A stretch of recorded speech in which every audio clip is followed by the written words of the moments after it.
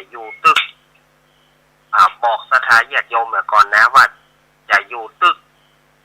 4 โมงตี4:55เนอะจะขออยู่ถึงตี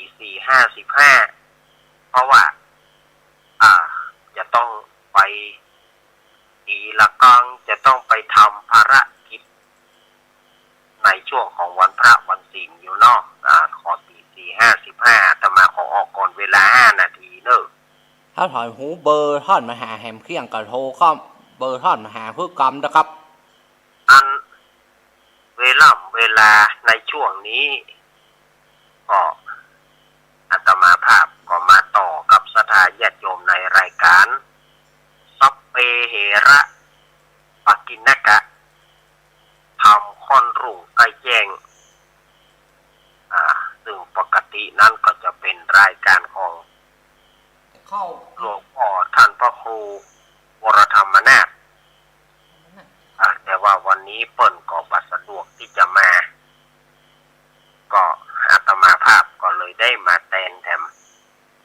ช่วงหนึ่งช่วงหนึ่งเนาะเมื่อได้มาแล้วก็บอกให้ได้กาดแก้วเสียเวลาสถานญาติโยมตะกี้นี้อาตมาก็อู้มาถึงวันแม่เนาะก็อู้ไปแล้วเนาะวันแม่ก็อู้มาแล้วนะป่าเดือนนี้ก็เดือน11จะออกแถมแล้วเดือน11ของตั้งเหนือเฮานะเดือน11ของตั้งเหนือเฮาถ้าเป็นเดือน11ตั้งใต้นี่จะต้องเป็นเดือนเกียงปุ่นเดือนเกียงหรือว่าเดือนอ้ายของเฮานั่นจะเป็นเดือนเรียกว่าเดือน11ของเปิ้นของตั้งใต้มันจะตั้งเฮาจะวยอยู่เหลือไป2 เดือนประเดี๋ยวนี้เดือน11จะออกประเดี๋ยวเดือน10ดับเดือน11จะออกถ้าตามภาษาภาคกลางประกอบตามจันทรคติประกอบว่าเดือน8ดับเดือน9จะขึ้นตามจันทรคติครับไอเดือนเมืองเฮามันบ่เหมือนกันมันย้าวยกว่ากันไป2 เดือนของเฮาเดือน11ของเปิ้นจะเดือน9แล้วเปิ้นก็งงเปิ้นก็งงเปิ้นมาอยู่ทางเฮาเปิ้นก็งงเฮาไปอยู่ทางเปิ้นเฮาก็งงเนี่ยนะมันก็เลยตามปฏิทินของบ้านไผบ้านมันเนาะมันก็หลงลืมไปบ้างแล้วเปิ้นว่าอย่าได้คนโบราณว่าไปทางใดก็ไปทางใดคือพอบ้านนั้นไปอยู่บ้านไหนก็คือไปพอบ้านนั้นเป็นตัวอย่างเสียก่อนคือไปพอบ้านนั้นมันตรงกันก่อนนี่นะคนโบราณเปิ้นว่าคือไปพอบ้านเปิ้นเอาไว้ก็ไปศึกษาบ้านเปิ้นให้ดีๆก่อนแล้วค่อยเอามาอู้เอามาอู้ไปเลยไปเถอะก็จะได้เรียกว่ามันก็เข้าท่าจะเอาบ้านเปิ้นเสียเปิ้นมาบ้านเฮาเปิ้นก็ควรจะศึกษาบ้านเฮาให้แน่นอนเฮาไปบ้านเปิ้นก็เฮาก็ไปศึกษาบ้านเปิ้นให้แน่นอนเนี่ยก่อนที่เฮาจะเอาบ้านเปิ้นมาเล่าก่อนที่บ้านเปิ้นจะเอาเฮาไปเล่ามันก็คือมันหูกันทั่วๆไปตามปฏิทินเดือนตามอย่างนั้นสถานญาติโยมเนาะ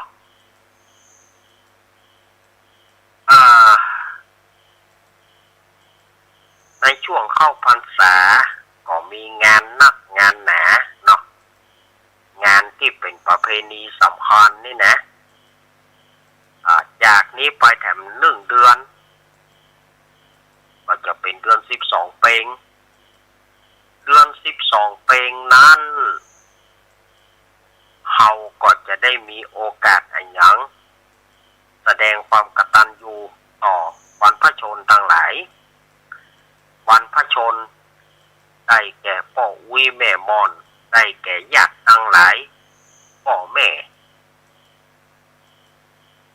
ที่เฮาเคารพนับถือก็จะได้มีโอกาสกตัญญูรู้คุณที่เฮาได้เอาให้เอาแน่เปิ้นที่เปิ้นฮือให้ฮือแน่แก่เฮาเปิ้นได้ฮือให้ฮือแน่แก่เฮาแม้เปิ้นได้แบ่งให้ปันแน่ที่บ้านที่จองเป็นของพ่อของแม่ที่เปิ้นได้ฮือเฮาแม้ก็แสดงความกตัญญูถึงเปิ้นนั่นก็คือการทำบุญฮือทานเรียกว่าทำบุญเดือน12เพ็งทำบุญเดือน12เพ็งบางที่ก็จะทานสาหลัก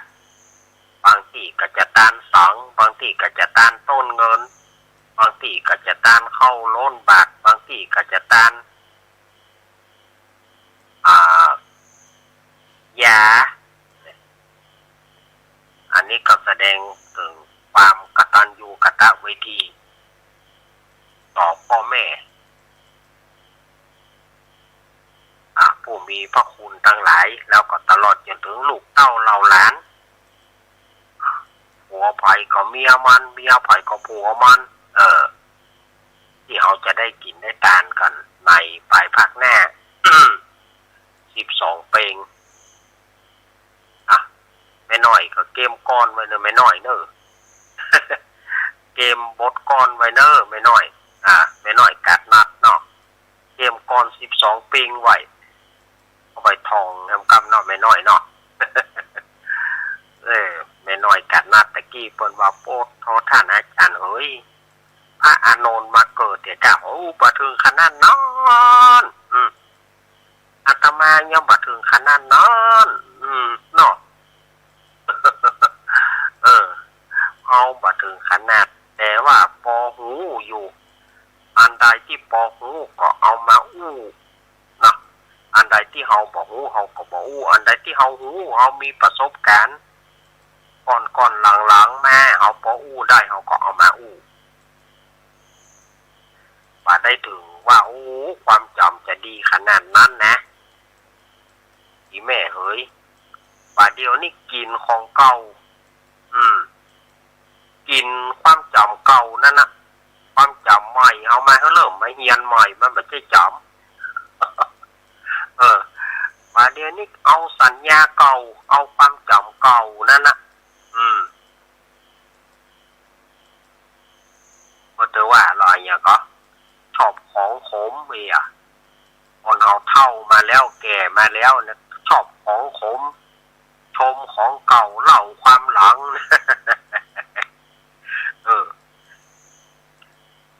มักของขมแต่ก่อนเขามันกินเสื้อของขมเพราะว่าจะเป็นบาลิตไม้ก็ดีบะห่วยก็ดีไอ้อย่างก็ดีที่มันขมตะลงเสลียมแต่ก่อนชอบมากินติ๊กมากินไต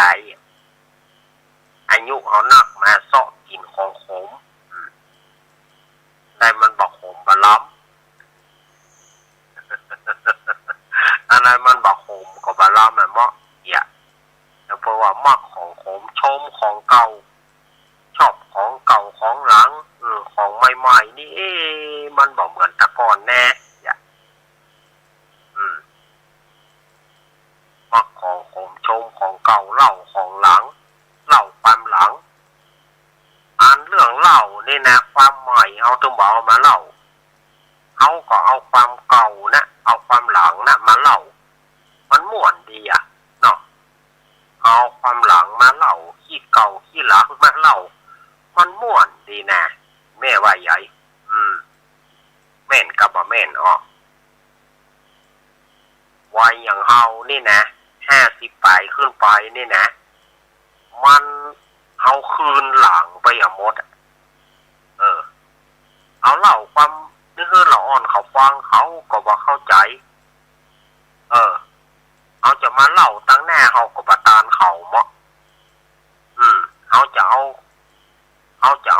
ใหม่มาอู้เฮาก็บ่แกวนเพราะเฮามันแกวนไปทางเก่าเฮาก็เอาทางเก่านั้นมาเล่าเนาะเฮาก็เอาความเก่าเฮาน่ะมาเล่า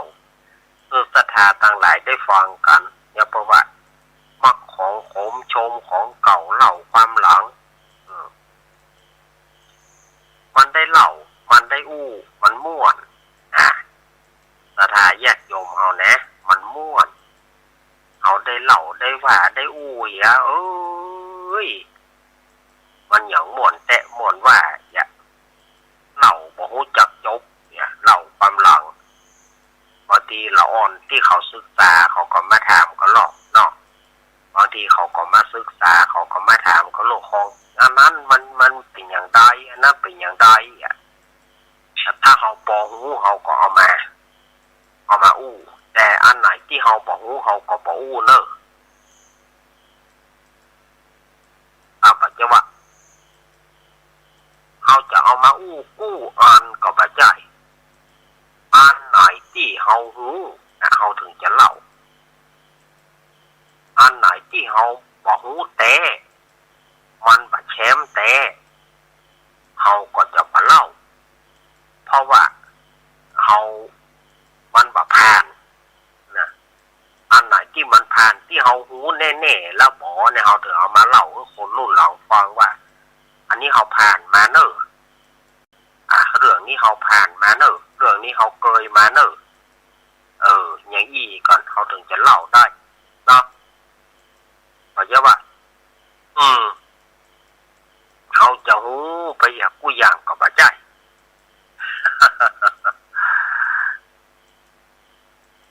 ญาติโยมก็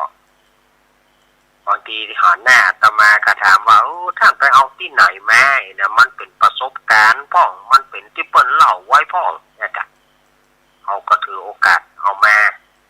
อู้มาจ้าแล้วเอามาให้คนรุ่นหลังได้สืบกันเอามาให้คนรุ่นหลังได้สืบได้ซ่อนกันว่าขี้เก่าขี้หลังเฮาก็มีอยู่เนอะของเก่าเฮาก็มีอยู่เนอะเรื่องนั้นเรื่องนี้เรื่องนี้เรื่องนั้นอันใดที่เฮาพออู้ได้เฮาก็เปียแม้เปียมาอู้เปียมาจ้าเปียมาเล่ามาขานเฮ้อคนว่าย้อนหาหอยถอยหาหีบอันนี้พ่อครูสนั่นธรรมธิว่าเนอะพ่อครูสนั่นธรรมธิเพิ่นเล่าไว้ในรายการมรดกล้านนาเปิ้นตะกอนเพิ่นเล่าว่าย้อนหาหอยถอยหาหีบคือย้อนหาหอยอย่าได้ย้อนหาขี้เก่าขี้หลังที่ได้เล่ามาที่เปิ้นเล่ามาก็ดีย้อนมาขี้เก่าเห็นได้ละย้อนไปนี่นะอันนี้ก็ศรัทธาญาติโยมว่าพวกครูสนานว่าย้อนหาหอยถอยหาหีบอดีตของขี้เก่าขี้หลังมาที่เฮาผ่านมาเปิ้นจับออกในรายการมรดกล้านนาที่เสียงสื่อสารมวลชนเนาะเสียงสื่อสารมวลชนพ่อครูแต่บอกว่าอาตมาก็ประเดี๋ยวนี้บอกว่าพ่อครูเปิ้นยังออกรายการอยู่ก่อนเนาะพ่อครูสนานธรรมธิแต่ก่อนเนี่ยอาตมาจะเนาะติดรายการเปิ้นประจำแต่ภายหลังมีคลื่นวิทยุชุมชนสถานีวิทยุเสียงสื่อสารมวลชนก็ฮับมาได้แล้วเพราะว่าวิทยุชุมชนเข้ามาก็รายการใดเป็นรายการเบามันเสาะหาที่เก่ามันบ่มี แต่ว่าอาตมาก็ชอบรายการของพ่อครูนะแต่ก่อนเนาะต้องฟังรายการของพ่อครูสนานธรรมธิเนี่ยอาตมาจะชอบฟังรายการพ่อครูแล้วก็พ่อครูเพิ่นจะเอามาเล่าในรายการมรดกล้านนานี่5 โมงแรงถ้า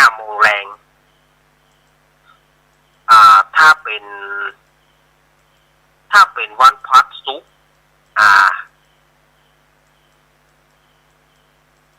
วันพักกับวันศุกร์นี่รู้สึกว่าพ่อครูจะออกเกินชั่วโมงถ้าจำบ่ ผิดแต่ว่าถ้าว่าวันเสาร์วันอาทิตย์นี่พ่อครูจะจัดเต็มแม่นะถ้าเสาร์อาทิตย์นี่พ่อครูจะจัดเต็ม1 ชั่วโมงรายการพ่อครูสนันธรรมธิเพิ่นจะสลับซับเปลี่ยนกันหรอสลับซับเปลี่ยนกันในรายการมรดกล้านนานั้นวันจันทร์วันอังคารจะเป็นของป่อชัยมงคลตระกูลดีนะอู้ถึงเมื่อก่อนนะวันจันทร์วันอังคารจะเป็นรายการของป่อชัยมงคลตระกูลดีแล้วก็วันพุธจะเป็นของแม่จันทร์สมสายธารากับพ่ออุดมรังสีแต่ประเด็นนี้ก็แม่จันทร์สมก็ล่วงลับดับขันไปละแม่จันทร์สมสายธาราศิลปินแห่งชาติวันพัดศุกร์เสาร์อาทิตย์นี่จะเป็นของพ่อครูสนันธรรมธิอย่างเมื่อก่อนอาตมาจะเจาะติดรายการมรดกล้านนาเนี่ยเรื่องต่างๆก็บางเรื่องบางเล่าก็ส่วนมากก็จะหูจากพ่อครูหูจากพ่อครูบอกว่าจะเป็นพ่อครูชัยมงคลตระกูลดีก็ดีแม่อุ้ยจันทร์สมสายธาราก็ดีพ่ออุดมรังสีก็ดีจนถึงพ่อครูสนันธรรมธิเนี่ยอาตมาก็จะเจาะติดรายการเปิ่นมาแล้วก็เอามาเผยแพร่ให้กับศรัทธาสาธุชนญาติโยมได้รับฟังกันอันนี้ก็แต่ละเรื่องที่ว่าความเป็นไปเป็นมาอาตมาหรือว่าบางคนก็ว่าลูกเน้นบางคนก็ท่านอาจารย์ไปเอาไหนมาถ้าอาจารย์ไปเอาที่ไหนมาก็คือหมูเนี่ยที่อาตมาไปเก็บไปคุยไปเก็บไปอย่างเปิ่นมาก็เอามาเล่ากับศรัทธาญาติโยมได้ฟังว่าอาตมาก็เก็บเล็กผสมน้อยเอาของตู้ลุงทองพ่องเอาของตู้ลุงทองพ่องเก็บของผู้นั้นผู้นี้มา แล้วเอามาซื้อสถาบันเฮาได้ฟังกันอันใดที่เฮาหูแตะเฮาก็เอามาเสนออันใดที่เฮาบ่หูแตะเฮาก็เอาเสนอเพราะว่าเฮายังไปบ่ถึงมันจะเสียอรรถรสเปิ้นมันจะเสียอรรถรสเปิ้นถ้าว่าเฮาหูบ่แตะแล้วเอาไปเสนอมันจะเสียอรรถรสเปิ้นคนที่เปิ้นฟังหรือว่าบางคนที่เปิ้นหูกว่าเฮาเปิ้นก็มันบ่แตะเปิ้นก็จะได้เล่าแน่จากก่อนหัวเนาะอันไหนที่เฮาหูเฮาก็เอามาอู้กันอย่างเงี้ยเนอะอันเนี้ยก็คือสิ่งจูงใจที่อาตมาอยากจะได้ออกสื่อทางวิทยุนี่นะบางคนก็บอกว่าสมัยก่อนวิทยุชุมชนออกมาท่านอาจารย์แรกๆเนี่ยท่านอาจารย์ยังบอกไปออก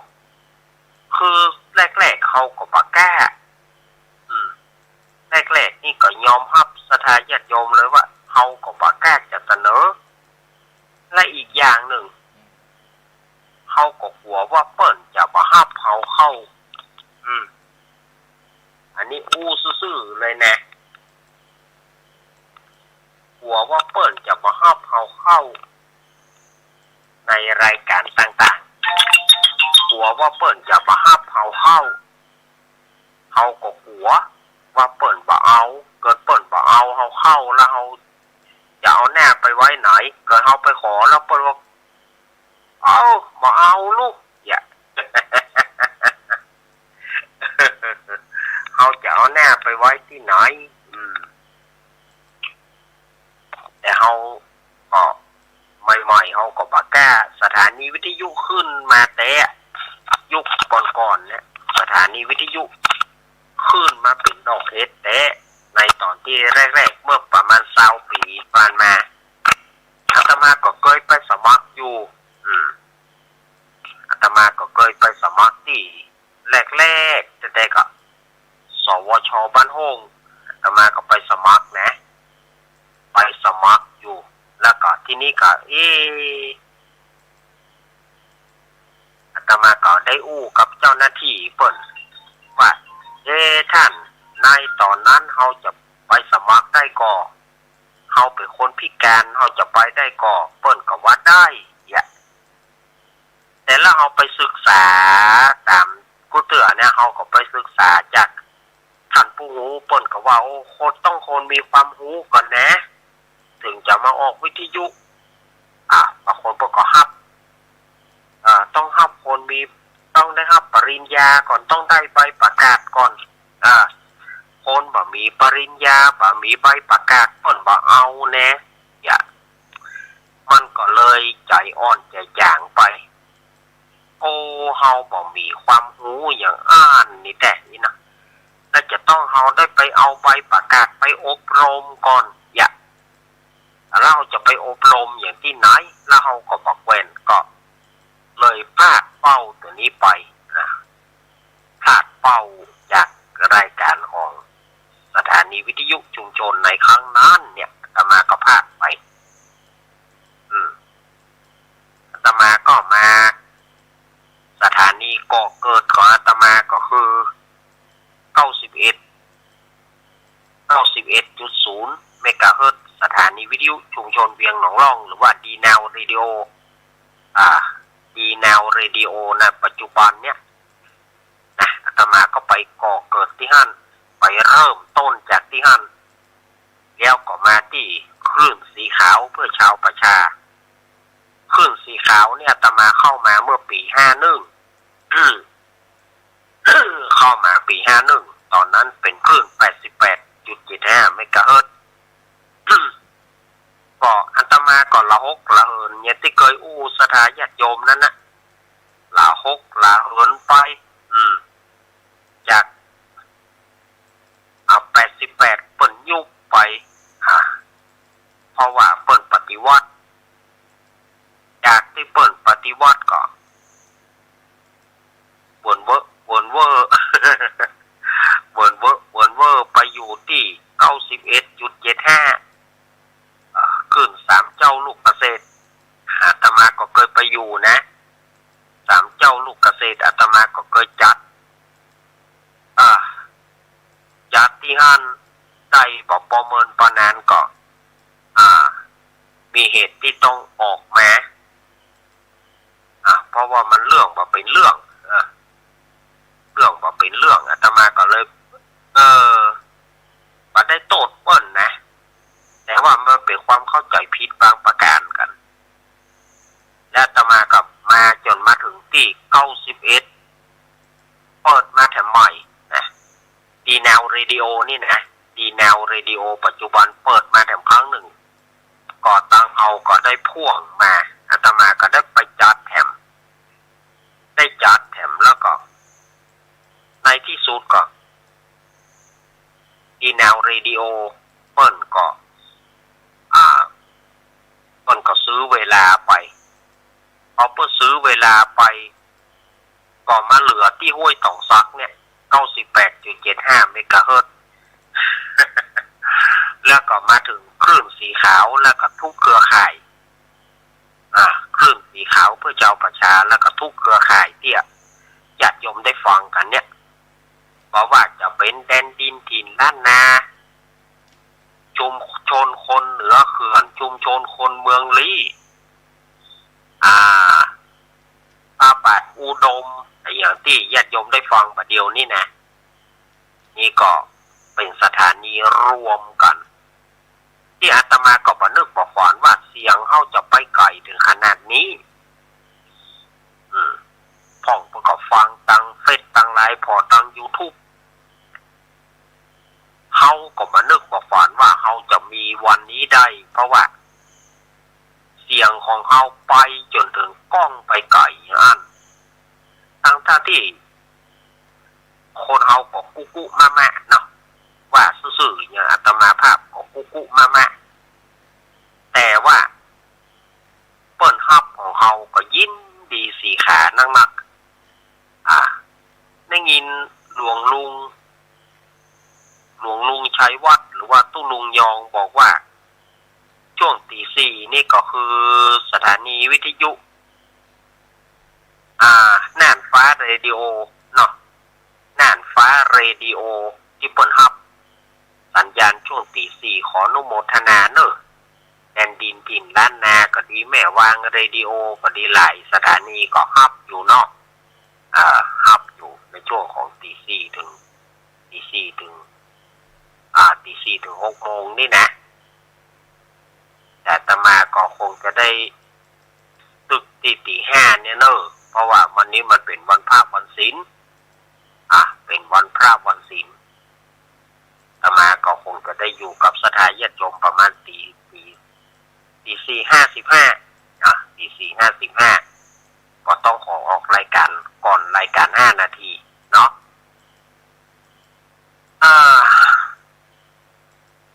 ช่วงนี้เป็นช่วงหน้าฝนสถานญาติโยมเนาะช่วงหน้าฝนไปไหนก็ต้องระมัดระวังพ่องแต่ก็จะฮือดีก็จ้องผ้ากันฝนต้องเตรียมไว้เป็นประจำจ้องก็ดีผ้ากันฝนก็ดีมันก็พอช่วยได้จ้องก็ต้องเตรียมไว้ผ้ากันฝนก็ต้องเตรียมไว้สถานญาติโยมไปไหนก็ระมัดระวังพ่องน้ำฝนตกถนนลื่นก่อยไปมันถึง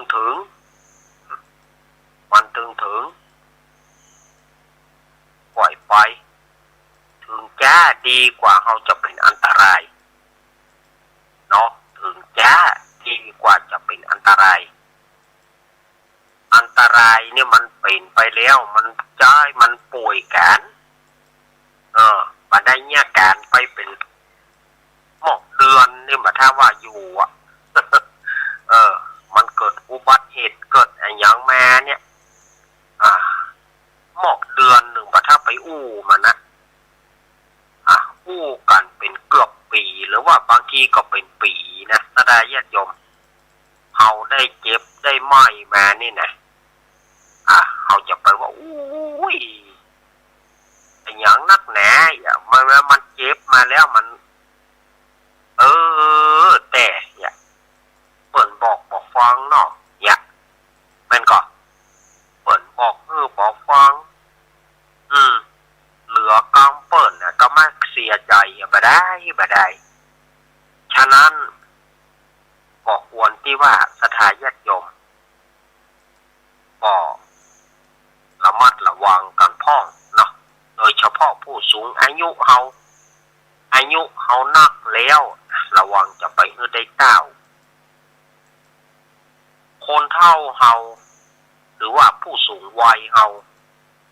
ถ้าได้หกล้มหรือว่าได้เต้านี่นะ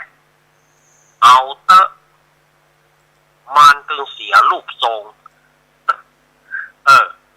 เสียรูปทรงเลยนะสถานญาติโยมเสียรูปทรงจะได้พอเต้าพออย่างไปแล้วความจำความจำที่เคยจำได้ดีถ้าได้เต้าไปแล้วเปลี่ยนไปเลย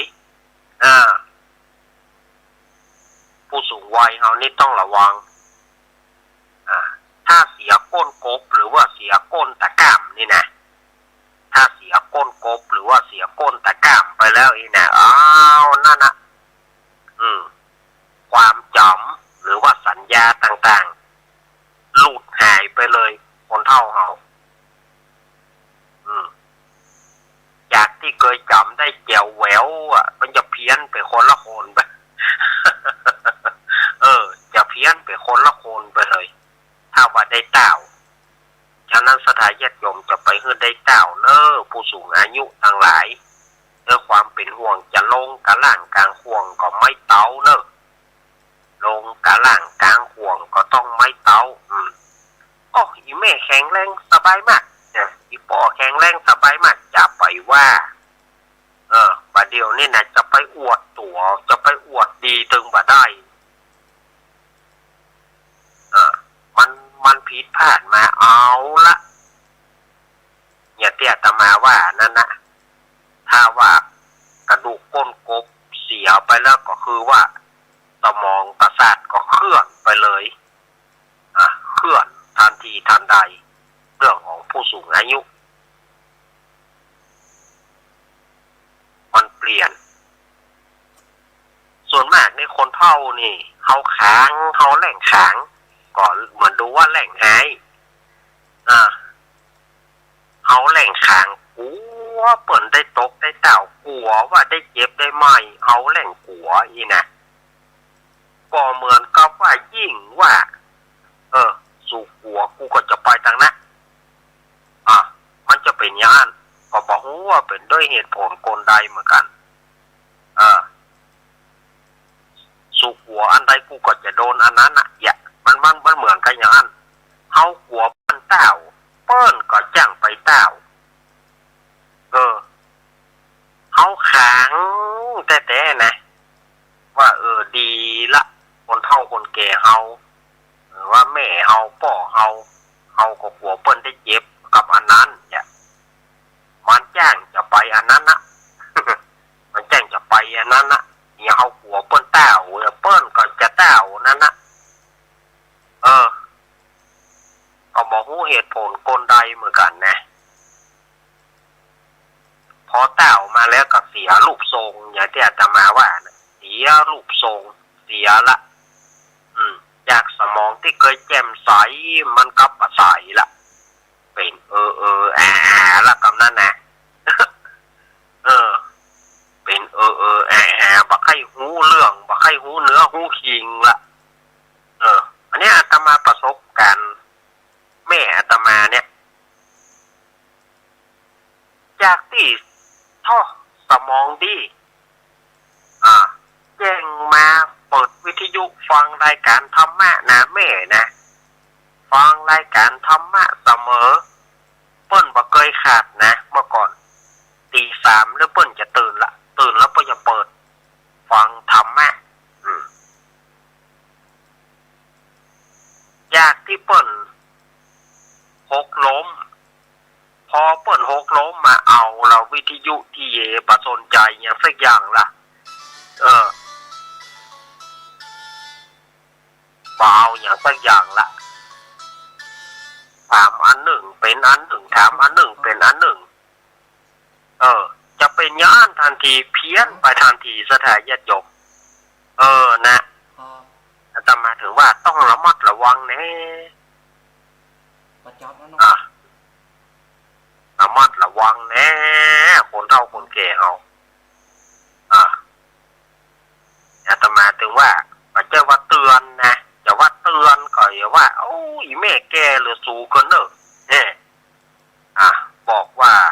ได้อู้ได้จากก็ว่าระมัดระวังกันแล้วกันเนาะระมัดระวังด้วยความเป็นห่วงนั่นนะเอาคนเฒ่าเอาถ้าได้ตกได้เต่าไปแล้วนะมันต้องเปลี่ยนทันที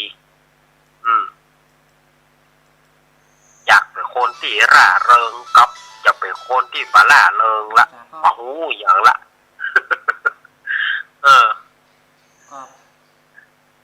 มันจะเป็นอย่างนี้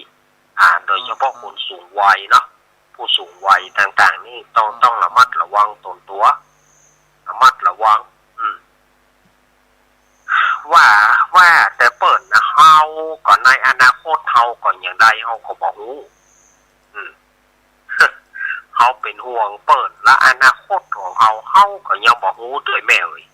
ว่าเฮาจะเป็นอย่างใดเนาะแต่ก็รักษาตนตัวไว้แม่สุกเกี้ยวเนอะแม่สุกเกี้ยวสอนศีลนุสอนอายุนักแล้วแน่จะไปเฮือได้ตกได้เต่าเนอะแม่เนอะ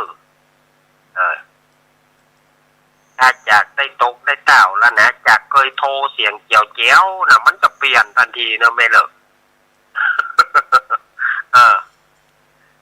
มันจะเปลี่ยนทันทีนะมันจะเพี้ยนไปหมดผู้สูงอายุถ้าได้ตกได้เต่าเนาะฉะนั้นขอรักษาไปจุกเพื่อเกินกันรักษาตนตัวไว้บ่ได้จุนะมันเป็นอย่างอัน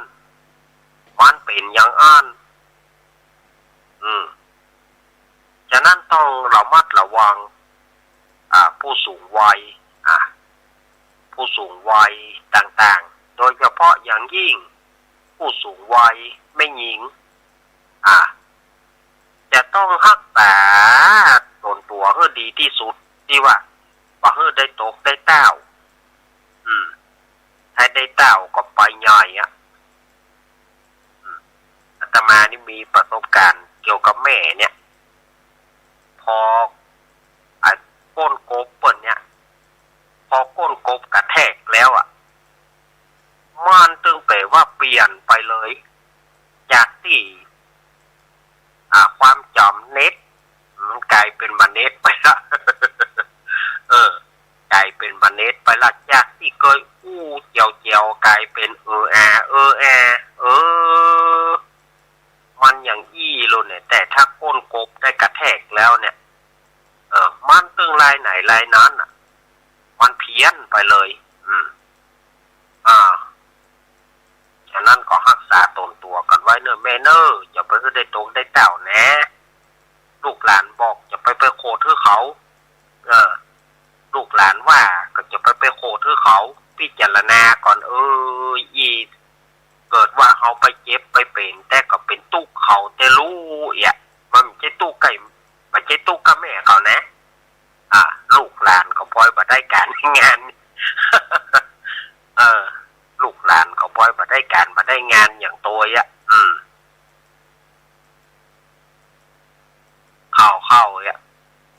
เข้ากลายเป็นละอ่อนนะอย่างแม่อาตมาเนี่ยแม่อาตมาเนี่ยก่อนนี้เปิ้นดีขนาดพอไอ้ก้นกบเปิ้นเสียละเอาละกลายเป็นละอ่อนทันทีกลายเป็นละอ่อนทันทีหาลูกหาเต้าลูกเต้าไปอยู่บางทีต้องเฝ้ากันคนหนึ่งเฝ้าเสาะหาหำคนหนึ่งเสาะหาหำคนหนึ่งเพื่อมาเอาใจว่าอย่าไปนั่นหรอกยามหนาว ยามหนาวก็ต้องพอยามร้อนก็ต้องพอบางทีลูกหลานละก็ว่าลูกหลานบ่พ่อบ่ก้อย นั่งให้ถามว่าให้อย่างลูกหลานห้องหามบ่มาก็จะเอาตั้นใจกันนะ จะเอาตั้นใจกันนะเขาตึงบ่พ่อบ่ก้อยบางทีเขาต้องเอาจนตั้นใจกันกลายเป็นละอ่อนทันทีแต่ก่อนนี้แม่เลี้ยงลูกเนาะแต่ก่อนนี้แม่พอลูกปัจจุบันนี้ลูกไม่พอแม่นะลุงไม่บางมาติ้วน้ำเดี๋ยวไปเต่าจะไปศูนย์จ้ะเพิ่นจะอู้เนี่ยมาต้องเลยฉะนั้นสถาญาติโยมเฮาเนี่ยมันก็ต้องระมัดระวังผู้ที่สูงวัยสูงอายุก็ต้องดูแลกันเมื่อดูแลกันลูกหลานว่าพ่อจะไปโคดเขาพิจารณาเขาว่าเนี่ยนะวันหนึ่งเกินเฮาล้มไปเกินเฮาเป็นอย่างไปมันก็ไปเจ็บตุกเฉพาะตัวเก่าเมื่อก็เจ็บหั่นเจ็บนี่เขาถามว่าเจ็บไหนเจ็บไหนก็บอกเนี่ย มันจะได้มันเพี้ยนไปเลยถ้าว่าคนเฒ่าเฮาได้เต้าน้อยเดียวนะมันก็เสียรูปทรงเสียสุขภาพจิตเสียประสาทไปเลยนะเสียไปเลยเนาะอันนั้นก็เนี่ยอู้กับสถาญาติโยมจะไปว่า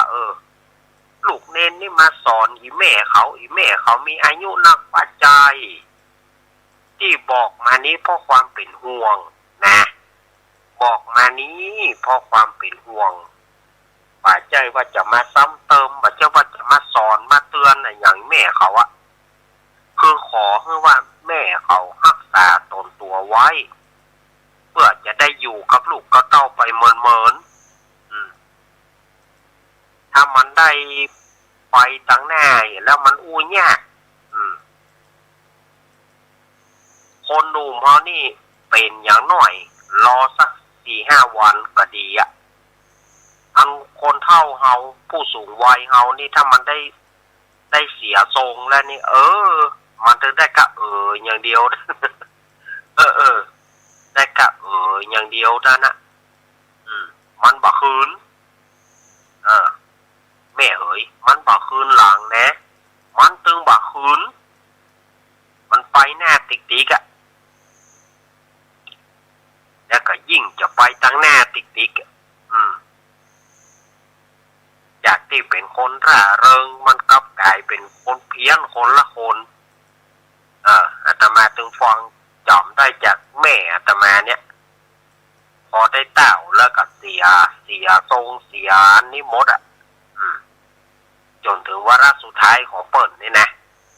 จนถึงวาระสุดท้ายเอาเข้าอู้ก็บ่เป็นกรรมละจากคนที่อู้เก่งอู้เป็นเนี่ยจากไปเอาแล้วประจำไปบ่ได้ละ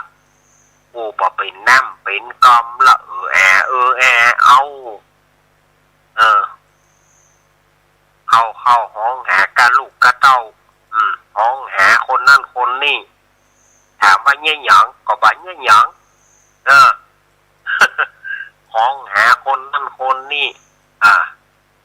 การว่าบ่ได้ยินเสียงให้นะมันเป็นละอ่อนไปนะกลายเป็นละอ่อนไปกลายเป็นละอ่อนน้อยละอ่อนแดงนะอันนี้ก็เอามาบอกคือกันนะจะไปโคตรไปเกลียดเน้อพ่อแม่ตั้งหลายจะไปโคตรไปเกลียดนะลูกเนนนี่มันลวกเนี่ยได้ล่ำเลื้อยนะจะไปว่ากันนะอันนี้เพราะว่าความเป็นห่วงนั่นนะถึงได้อู้ได้จ่า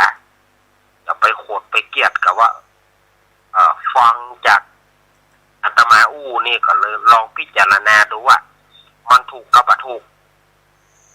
ถ้ามันบ่ถูกก็แย้งมาได้แต่ถ้ามันถูกก็อนุโมทนามันจะเป็นอย่างนั้นนะ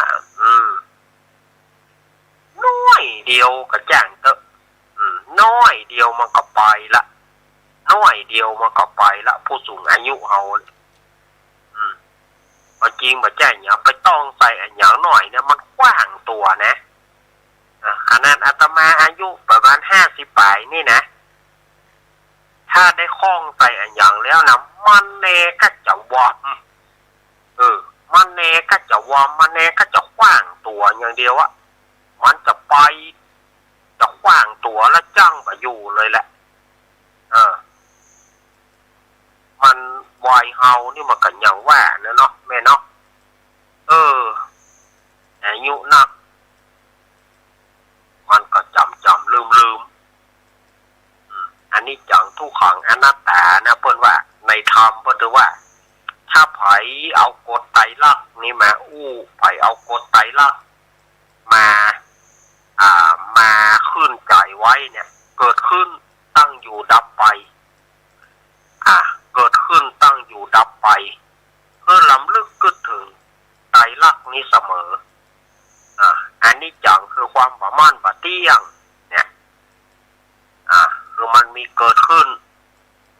ทุกขังก็ทุก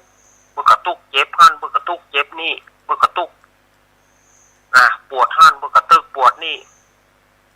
เมื่อก็ให้เข้าห้องน้ำเมื่อก็ปวดแข้งปวดขาแล้วก็ตุกนะตุกหมดอะอยู่ไปอยู่มาฮ้อนเอียวอยู่วับนั่งไปนั่งมาฮ้อนเอียววับก็ตุกนะเนี่ยอันนี้จังมันบันแน่บันนอนตุกขังก็คือความตุกต่างๆอนัตตาดับไปบ่มีตัวตนอนัตตาบ่มีตัวตนศูนย์โยอนัตตาไม่มีตัวตนสังขารก็บ่มีตัวตนร่างกายของเฮาเนี่ยบ่มีตัววิญญาณบ่มีตัวตน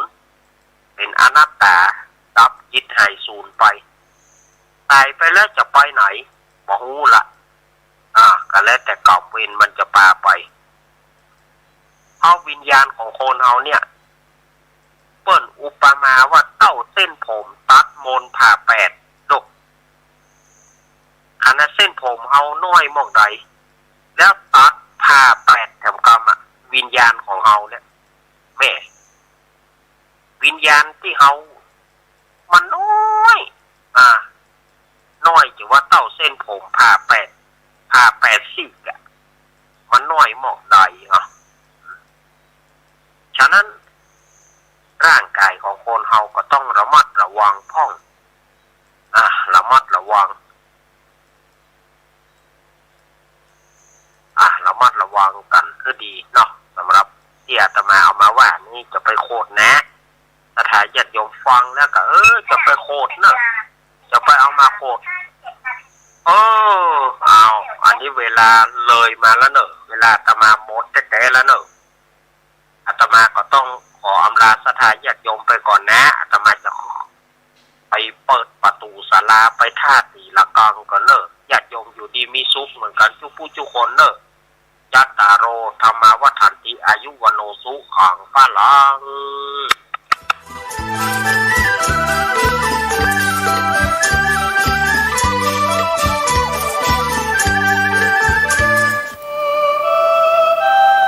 ชีวิตมนุษย์มีสุขมีทุกข์ดีใจเสียใจผ่านอุปสรรคและปัญหามากมายในแต่ละวันสงบนิ่งแล้วย้อนมองตัวเองวันนี้วันพระน้อมนำธรรมะสู่ชีวิตเตือนสติคนไทยทั้งชาติ